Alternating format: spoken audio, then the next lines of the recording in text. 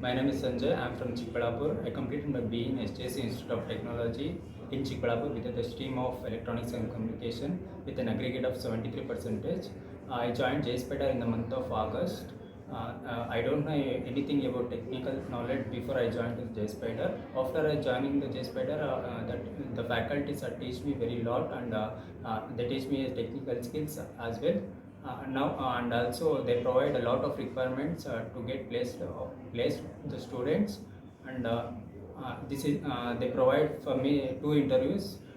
In second interview I got placed in the company called Arteria Technology Private Limited with the package of 2.5 LPA.